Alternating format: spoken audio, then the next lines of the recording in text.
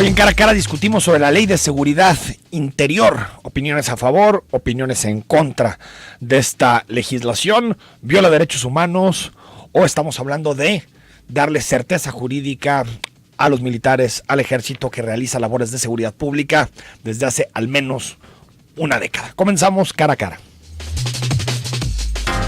A partir de este momento, estamos cara a cara con la política y sus protagonistas. Cara a cara con los temas sociales y económicos. Cara a cara con la agenda de Jalisco. En esta mesa caben todas las ideas. Promomedios Radio presenta Cara a Cara con el periodista Enrique Tusain.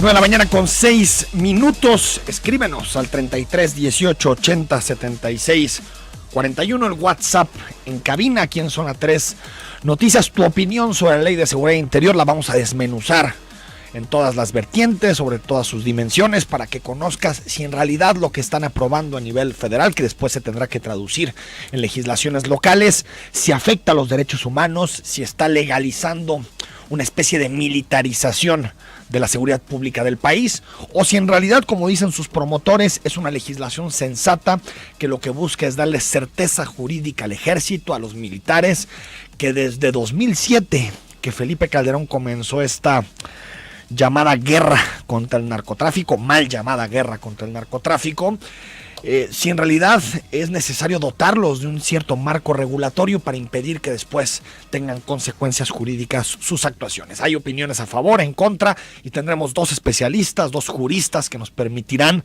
de alguna forma entender a profundidad lo que se está debatiendo a nivel federal y lo que se estará por aprobar en los próximos días. Antes de comenzar ese debate, algunas de las noticias que no hay que perder de vista.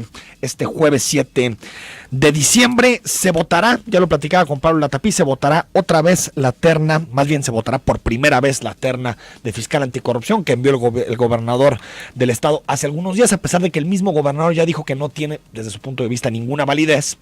Pues el Congreso tiene que seguir con el procedimiento, tiene que cumplir con todos los pasos que se marcaron para la elección del fiscal anticorrupción. Todo parece indicar, si hacemos aritmética parlamentaria, que será muy difícil que alguno de los tres que están en la terna logre el puesto de fiscal anticorrupción, pero hay que decirlo, este proceso se ha enturbiado de una forma tremenda, ya sea por que el gobernador no atendió a lo que tenía que atender en su primera terna, las recomendaciones del comité de participación, porque ha habido una especie de desaseo procedimental. Al final vemos que hay graves riesgos de impugnación en este proceso, graves riesgos de impugnación. Incluso si hoy se vota en contra, por lo tanto se depone la terna y se manda otra al Congreso, por supuesto que pueden existir múltiples causales que enturbien y que hagan más difícil la elección del fiscal anticorrupción. Esperemos que no, que todos, privados, públicos, todos participemos y actuemos de forma responsable para que se elija un fiscal anticorrupción, como dice hoy Diego Petersen en su columna del Informador, un fiscal anticorrupción incómodo, es decir, un fiscal anticorrupción que no quiera quedar bien con los distintos poderes del Estado, sino que tenga como objetivo ir a fondo en materia de combate a la corrupción. Esperemos que el nuevo proceso, que rápido los diputados el día de hoy, entre hoy y mañana, puedan votar en tres ocasiones de forma negativa la terna y por lo tanto se inicia otra vez el procedimiento y ahora sí el gobernador del estado se toma en serio lo que dice el Comité de Participación Social y mande una terna con 3 perfiles competentes para que los diputados tengan una baraja extensa y elijan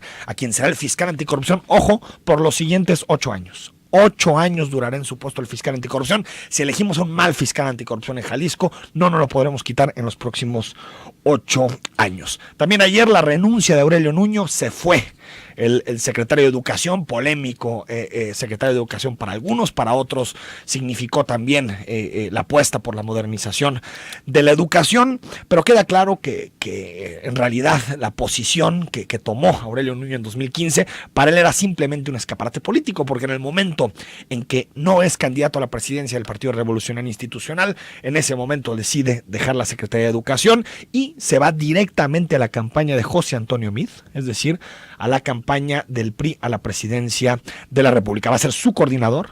Aurelio Nuño será el coordinador de la campaña de José Antonio Meade. Y queda claro que podemos dividir sus 2 años y cachito, 2 años y medio en la Secretaría de Educación, digamos en 2 etapas. La primera, que tuvo que ver con toda esta polarización con la Coordinadora Nacional de Trabajadores de la Educación, que me parece que más que una apuesta por profundizar la reforma educativa en estos estados, lo que buscaba Aurelio Nuño era polarizar en la opinión pública y por lo tanto construir una candidatura presidencial.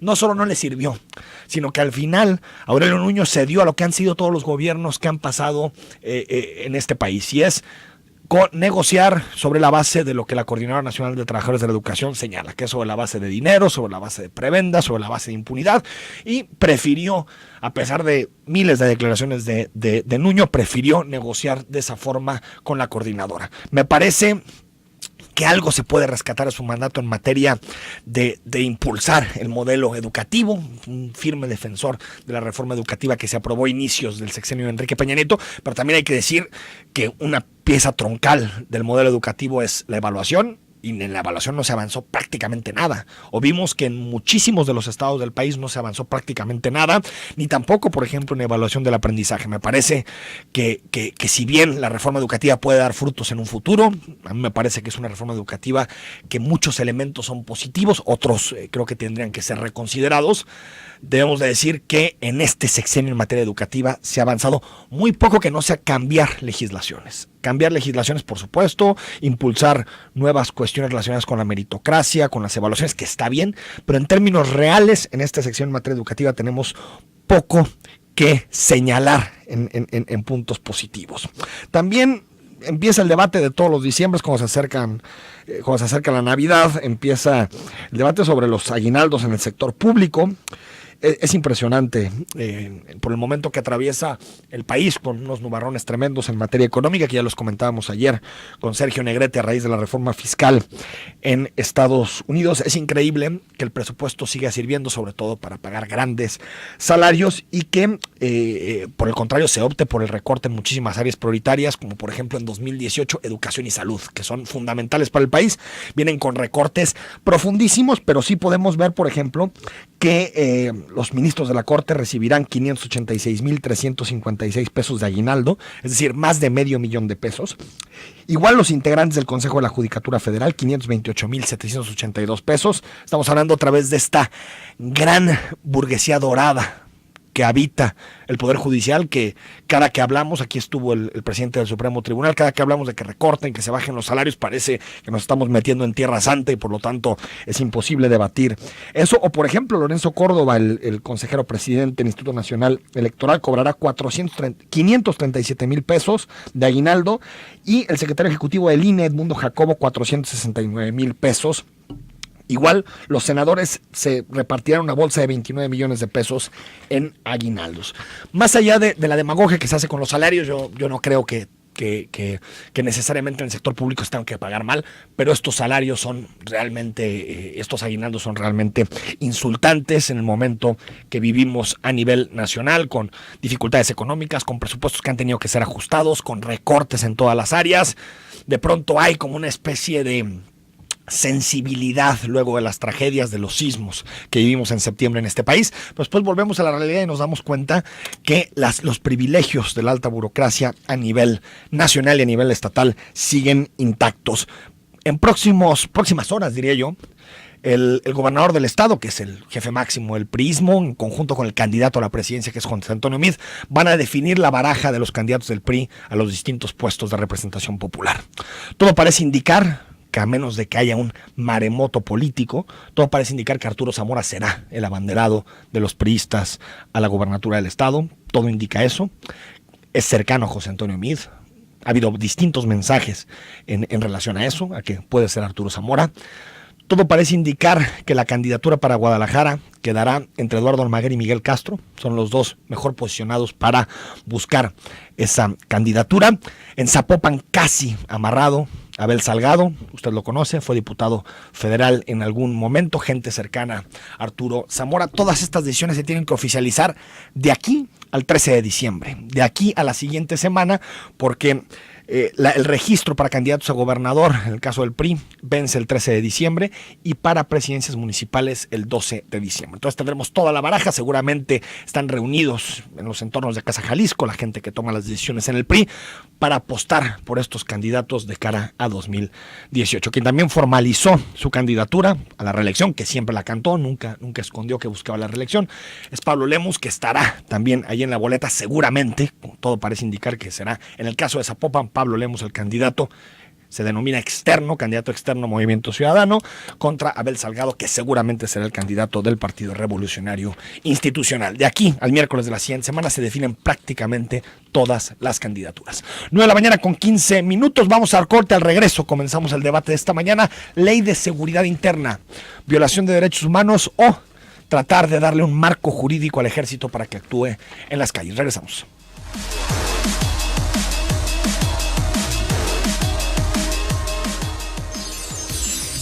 Valoremos la paz y la generosidad esta Navidad. Zona 3, 91.5 FM.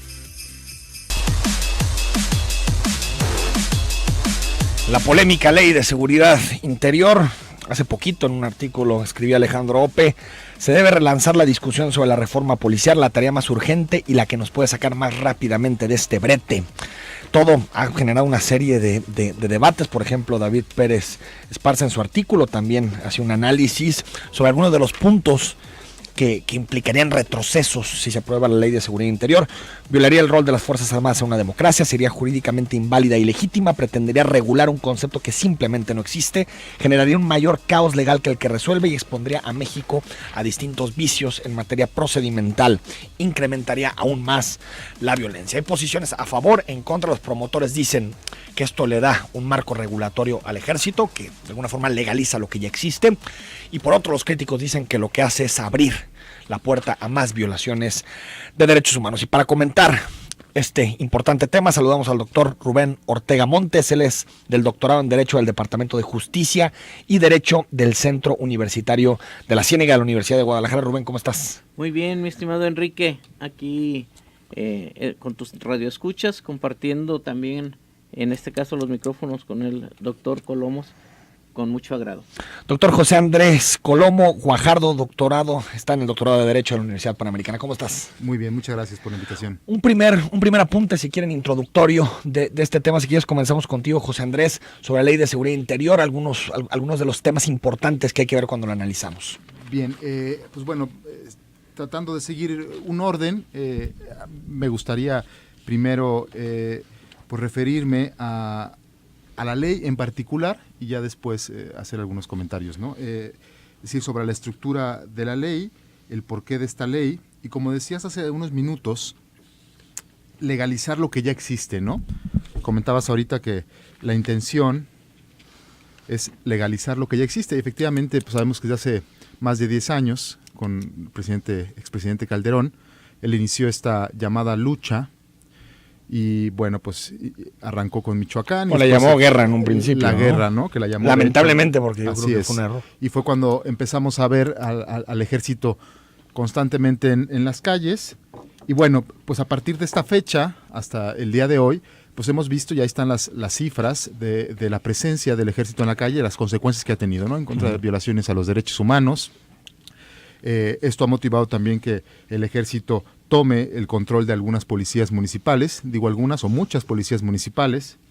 Y regresando a lo que comentaba hace rato de legalizar lo que ya existe, pues bueno, esta frase de legalizar lo que ya existe, pues yo la tomaría con reserva, porque si revisamos esta ley, esta propuesta de ley, pues es una ley que es ambigua, y que yo no me atrevería a decir que legaliza lo que ya existe, porque esto que ya existe... No, eso dicen sus promotores, ¿eh? Claro, no es mi opinión, eso dicen... Y estoy tomando con base a la persona que citaste hace rato. Es que sí, no, eso es lo que decía, por ejemplo, el PRI en el Senado. Así es. Vamos a buscar, eso ya existe y por lo tanto le vamos a dar un encaje regulatorio, ¿no? Así es. Y que esta búsqueda de encaje regulatorio, pues está muy limitado, diría yo, ¿no? Porque hay muchas cosas en la ley que quedan en el aire y que no se aterrizan, ¿no? Y que se le va a brindar al ejército posibilidades de prevención, ¿no? Y de actuación también directa, de confrontación ante una situación de crisis. Y ir ya adentrándome a algunas cuestiones, en particular las acciones de seguridad interior y las acciones de orden interior que menciona la ley. Y bueno, para esto se le otorgan al presidente estas atribuciones para que él pueda, a través de un mecanismo muy sencillo, convocar al ejército para que intervenga ante algunas situaciones de inestabilidad. Como un Consejo de Seguridad Nacional sería, ¿no? Así es, ese sería un primer paso. Pero hay gente que dice, perdón por interrumpirte, que incluso dentro de la ley puede ni siquiera llamar al Consejo en algunos casos. Así es. Un artículo subsecuente menciona en particular eso, ¿no? Que ante alguna situación que el propio presidente considere grave, él podrá tomar esa atribución. Es una situación grave porque, pues bueno, siguiendo los principios democráticos y más en materia de seguridad y en particular de policía, las tendencias a nivel mundial, pues nos habla de algunos principios como la transparencia, la rendición de cuentas, y en este cuerpo, en este cuerpo normativo, llama la atención cómo expresamente dice no habrá transparencia, porque es un asunto de seguridad nacional. Entonces, pues bueno, ahí le vamos cosechando algunas cosas a esta iniciativa y me parece grave, ¿no? Si tú, con tu opinión técnica, José Andrés, ¿a ti te parece que esta iniciativa no tendría que pasar? No tendría que pasar. Rubén Ortega, tu opinión sobre la Ley de Seguridad Interior. Bueno, cuando vimos el fenómeno hace aproximadamente 11 años, en esta declaratoria de guerra grave, por cierto, y errónea, de Felipe Calderón, siendo presidente de México y por ende el comandante en jefe de las fuerzas militares, de las Fuerzas Armadas, empezaron ellos a salir a las calles. Tuvimos en un momento determinado casi 600,000 militares en las calles, aunado a casi 450,000 policías que tenemos. Imaginemos este estado de fuerza que se encuentra con casi 1 millón de personas de las fuerzas en México. Ese error, desafortunadamente, dejó a la milicia haciendo operaciones de enfrentamiento, de investigación y de persecución de delitos. Justificado en el auge de las organizaciones criminales, se dice que se justificaba. Luego, una vez que esto se demostró que era inconstitucional, porque cómo nos vamos a declarar la guerra a sí mismos, un ciudadano mexicano a otro ciudadano mexicano, cuando lo debe de tratar como lo que es un delincuente, y como delincuente lo tiene que perseguir con leyes civiles, no con leyes militares, porque no estamos enfrentando a otro estado, aunque resultaran criminales internacionales, no pertenecen a otro estado, a otro país. Si no es una guerra como tal, ¿no? No hay dos bandos, no hay... Es cierto. Esto fue una gran mentira de Pero fue Calderón. una utilización dialéctica para justificar ciertas cosas, entre ellas que el ejército estuviera en las calles. Porque cuando tú le llamas guerra, pues automáticamente militarizas el debate sobre la seguridad. Y como dice el doctor Marcos Pablo Molotnik-Gruer, el ejército está preparado para matar de manera económica, eficaz y lo más rápido posible. Y rápido. Él me dirigió mi tesis doctoral, entonces fue maestro desde la maestría, conozco bien su trabajo desde lo que maneja sobre seguridad nacional.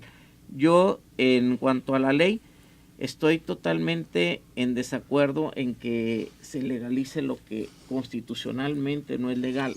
Va a pasar lo mismo que pasó con el arraigo. Si ustedes recuerdan, con el arraigo era inconstitucional y todo el mundo sabíamos que era inconstitucional, y entonces las demandas de amparo en un arraigo lo hacían como tal, cuando metían a la cárcel a personas en casas de seguridad, que le llamaban de esta forma, y no se convertían sino en cárceles especiales, que están totalmente en la Constitución prohibidas.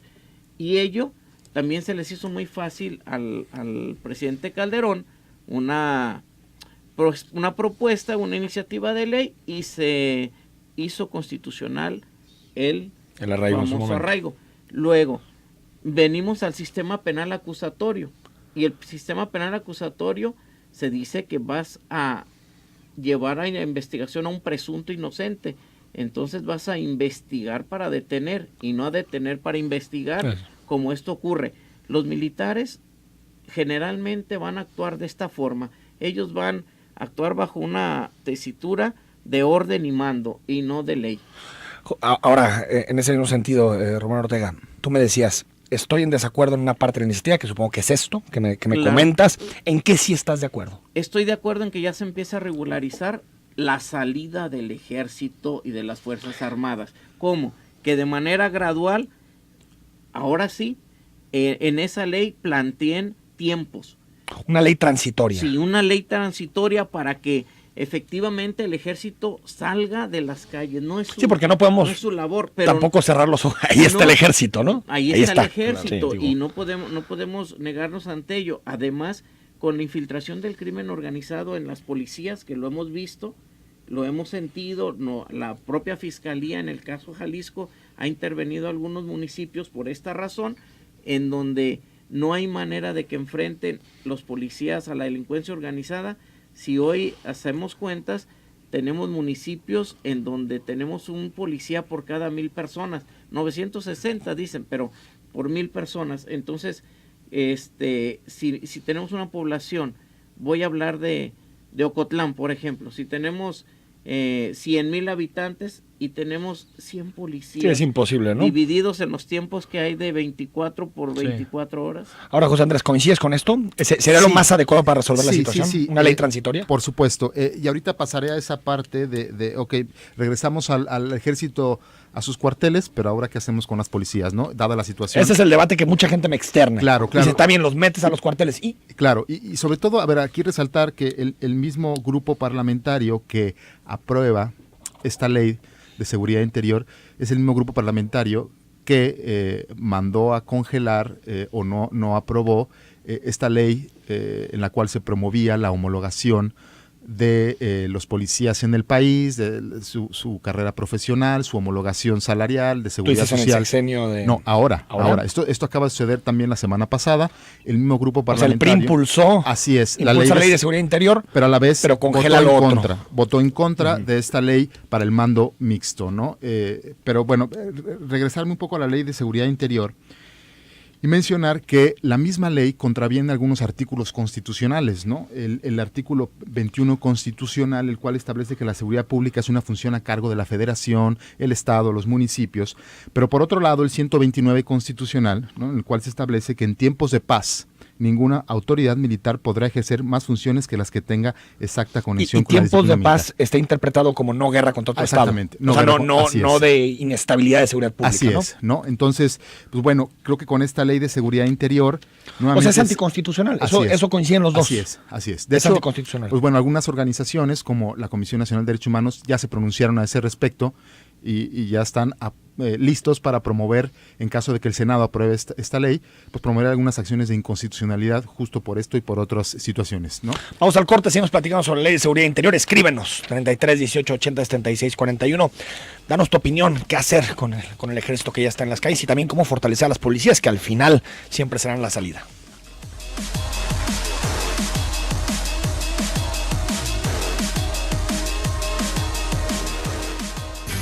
La buena voluntad impera en esta Navidad. Abraza, ríe y comparte. Zona 3, 91.5 FM.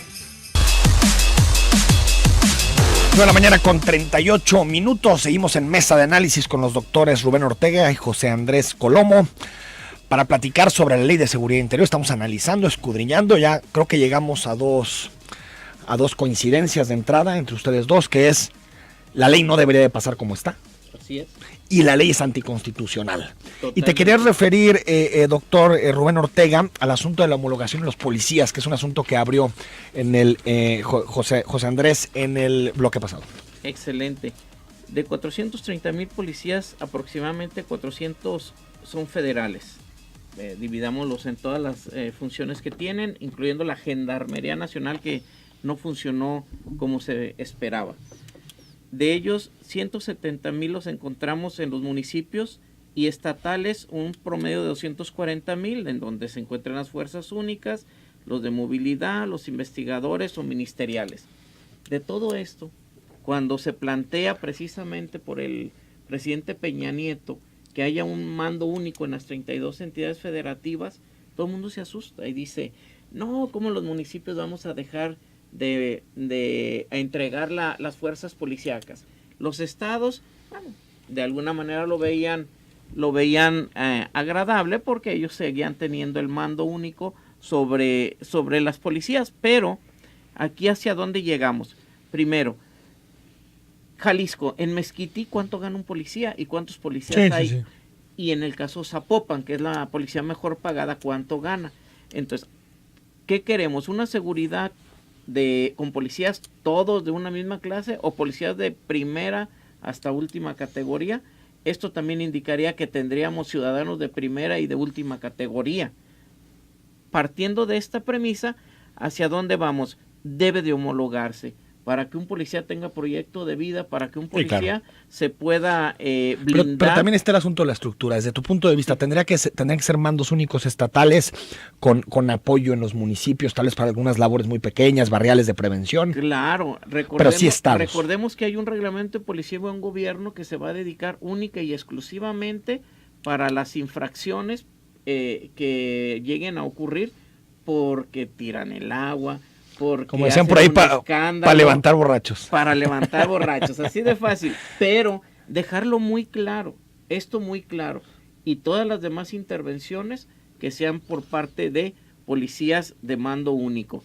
Esto también hay que ser muy claros. Lo mandaron los gobernadores y los propios presidentes municipales a la congeladora y los partidos y lo fueron diluyendo. No lo dejaron pasar. Mando único, flexible, le dieron 20 adjetivos, apellidos, y ¿no? Todo esto, lo único que estamos haciendo es no tomar las decisiones a tiempo ni a nivel nacional, y de repente cuando viene esta nueva ley de seguridad interior, porque ya no quedan las otras, nos asustamos. Pero, ¿qué tenemos que hacer? Primero, el ejército no debe de ir a disolver marchas, no lo va a hacer, tampoco está previsto en la ley, no nos asustemos. No sé. No sé. A mí me queda que queda en interpretación de paz pública, orden, me parece que sí. Efectivamente, pero ¿qué pasó en 1971 cuando los halcones? No, ¿qué pasa si mañana en las elecciones hay un fraude como el que hubo, por ejemplo, en Honduras hace algunos días? Hay un gran fraude y hay una manifestación multitudinaria y entonces Enrique Peña Nieto, con estas funciones presidencialistas tan fuertes que le da la ley,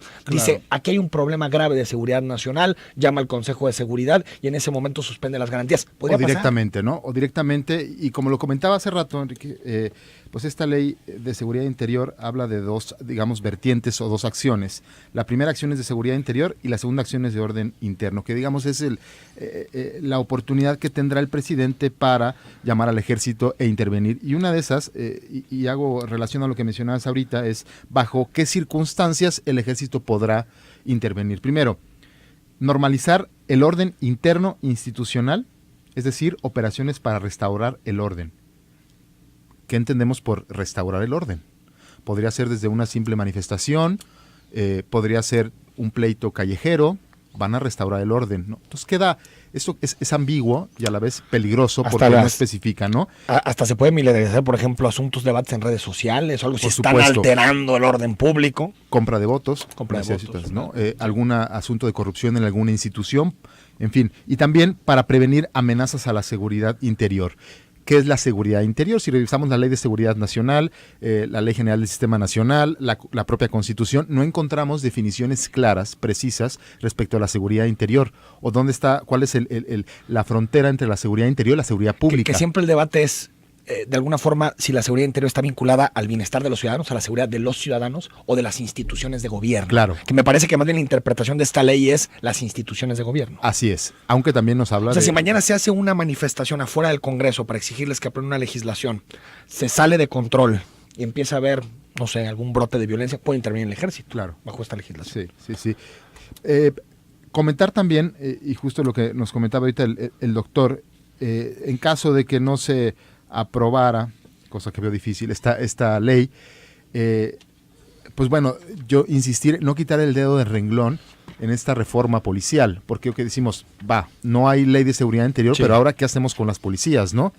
Y justo porque independientemente del tipo de mando, si es mando único, mixto, creo que el problema no estriba ahí, sino el problema es una cuestión estructural de la organización, ¿no? Independientemente del mando, porque si les damos el mando a las fuerzas estatales y revisamos este último estudio que emitió Causa en Común recientemente, en donde evalúa las 32 policías estatales, pues no salen muy bien posicionadas las policías estatales. Y Jalisco tampoco. Bueno, ¿y qué hablamos de Jalisco, no? Que Jalisco ocupa el lugar 27 de 32 entidades federativas, de las 32 entidades federativas. O sea, Jalisco está en los últimos lugares, la policía estatal, evaluada con base en este estudio Indepol que hace Causa en Común.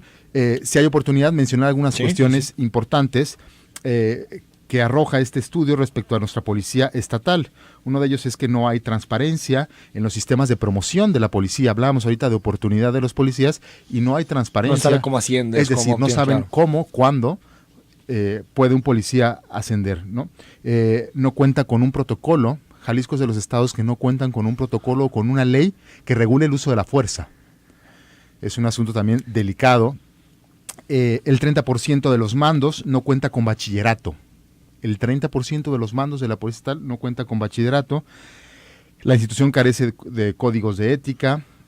No hay resultados de evaluaciones de desempeño para los mandos. Hay 5 mandos pendientes de evaluar y pero 7 si lo hiciéramos reprobados. a las municipales, yo creo que saldría peor. Habría que definir Es que ahí yo creo que el debate también es, ¿vamos a tener 2.500 policías municipales en este país? ¿Eso es realmente efectivo para combatir al crimen organizado? Me parece que no. Y yo no diría tampoco, o sea, yo no me enfocaría únicamente en combatir el crimen organizado. Hace ratito lo platicábamos. Sí, la delincuencia común, que es lo que a los es que tú ciudadanos... puedes tener policías de cercanía, no fuerzas tan grandes, porque ahorita la mayoría de las fuerzas policíacas están en los municipios, y tener policías estatales muy bien armadas, muy bien estructuradas, con buenos mecanismos para combatir el crimen organizado. Así es, pero no olvidar, y lo comentábamos ahorita hace un rato, Enrique, los resultados del Secretario Ejecutivo respecto a la delincuencia común, y en particular en el Estado de Jalisco. Estamos muy mal a nivel nacional y a nivel local. Vamos al corte y regresamos con tu opinión sobre este tema. Gracias, Enrique. Regresamos.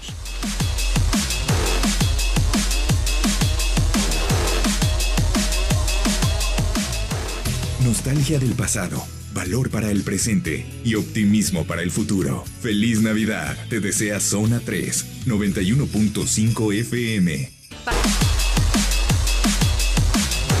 Estamos de regreso. Mesa de análisis sobre la Ley de Seguridad Interior. Doctor Rubén, pues nos quedamos con el debate sobre el modelo policiaco, si tenía que ser unificado, mandos estatales, si no, y si en realidad ese debería ser el debate de fondo.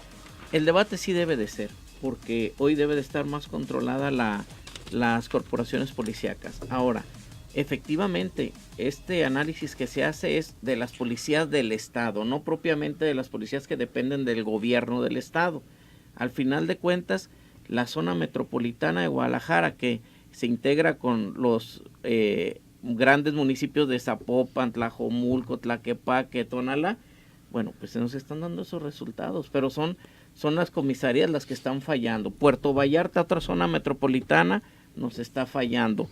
Ciudad Guzmán, otra zona metropolitana, nos está fallando. Y Ocotlán, otra zona metropolitana grande, amplia, nos está fallando. Ahí le sumamos también a Tepa, le sumamos a Lagos, a Potlanejo, y estamos viendo dónde están fallando las policías, donde no hay realmente una idea de lo que se tiene que hacer. El asunto es por qué fallan, ¿no?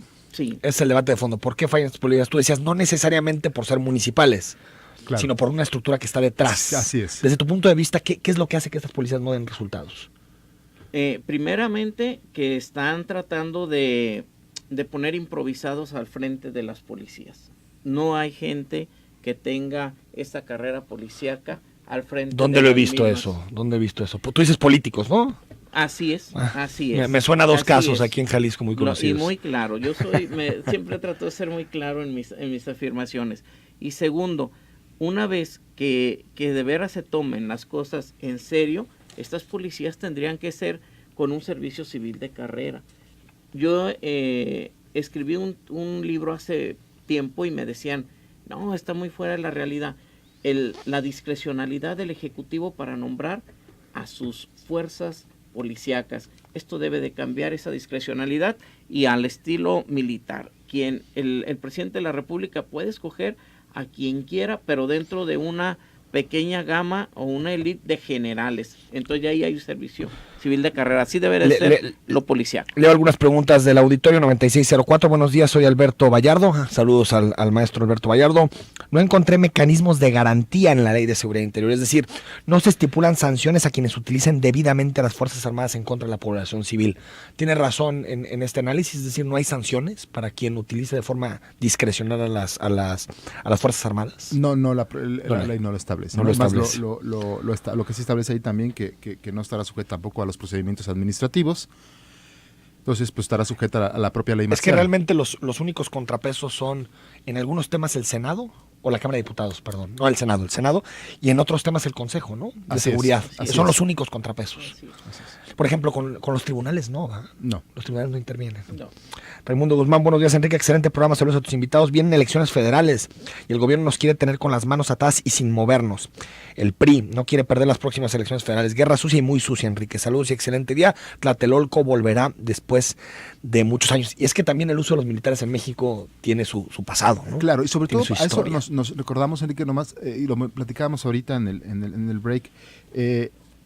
A ver, el ejército por algo se encuentra entre las instituciones con mayor credibilidad y confianza de la ciudadanía, ¿no? Entonces el ejército como institución merece absoluto respeto, como institución. Ha ido perdiendo. Ha ido perdiendo, Que es no responsabilidad del ejército desde mi punto de vista, Pero- responsabilidad de quién los pero ha puso ido en las perdiendo por ese desgaste. calles. Claro, es normal. ¿no? Que los han mandado a la calle y las propias fuerzas se han ido desgastando. Claro, por si el todas estas- ejército se dedicaba sobre todo a activar plan de N3, apoyo a la población, intervenir en casos muy graves, pues tenía mucha legitimidad pública. Así es. Si ahora lo pones a hacer labores de seguridad pública, Así es. El problema es ¿y qué va a pasar después? ¿A quién vamos a acudir? El ejército empezó a involucrarse, a Pues al minarse, ejército de Estados Unidos, y ¿no? entonces la Marina tuvo que entrar al quite. Ah, sí, y ahorita se le tiene mayor confianza a los marinos. a los ¿no? marinos Sí. que al propio ejército. 56 Entonces, no podemos utilizar las últimas instituciones que nos quedan para soltarlas a que no se les tenga confianza. Pero ojo, los irresponsables son los políticos. Así Los es. que quien le falta el respeto al ejército no es quien lo critica porque de pronto puede hacer mal las cosas. Quien le falta el respeto al ejército es quien lo puso en las calles y no ha generado los espacios ni las leyes para que pueda salir sin enfrentar casos jurídicos como los que se han ido apilando. Descansar en las fuerzas militares es tanto como la propuesta, descansar a las fuerzas militares es tanto como la propuesta de AMLO de una amnistía con el crimen organizado. Y aprovecho, no sé si escucharon la declaración Claro de la que sí. amnistía. Claro ¿Estás que de acuerdo sí. en una amnistía, doctor? No, de ninguna forma. La ley debe de ser la que mandate en un estado de derecho. No podemos decir de repente todo queda saldado y vamos a comenzar de nuevo. Estos son de los sueños de Andrés Manuel López Obrador, que su república amorosa, y cada que manda un mensaje de este tipo, si tú te fijas, no tiene un fundamento legal. Trata de confundir a la gente, que efectivamente dice la gente, mejor que pacten. He escuchado. Sí, tú has claro, eso escuchado, se dice en todos mejor lados. que pacten con la delincuencia. A que maten. Para que eso se tranquilice. Sí, el asunto es que pactar con ellos tampoco te asegura que no maten, doctor Colomo. Así es. ¿De acuerdo con una Sí. Que te amnistía? veas Sí. rebasado. No, coincido con la opinión del doctor. 0907, esa ley de seguridad interior, el PRI se está dando como ganador de las elecciones, porque con esa ley le daría facultades a la milicia para reprimir posibles manifestaciones de sus adversarios. Pero ¿qué tal si no gana y el que gana es López Obrador? Se le voltearía. Oscar Luis, buenos días a todos. Así es, considero que la clave es reforzar las policías con mayor seguridad económica, seguridad laboral, seguridad social, etcétera. El ejército podría apoyar, pero solo en pocas ocasiones y no como se hizo en ocasiones pasadas. 5100, saludos a los panelistas y al doctor Rubén Ortega, un hombre preparado que conoce el sistema de seguridad, te dice Horacio Vital. Alfonso, Muchas gracias. buen día, estimado Horacio, Enrique. un exdelegado. Complicado con el tema de la seguridad. Es que eso es también lo que complica mucho, ¿no, doctor Colomo? Sí. Que por un lado tenemos que debatir quién se va a encargar de enfrentar al crimen organizado, los problemas consuetudinarios que tenemos, pero, digamos, tenemos en este momento el problema aquí. No es un asunto que estemos viendo a largo plazo, lo tenemos que definir ya. Claro.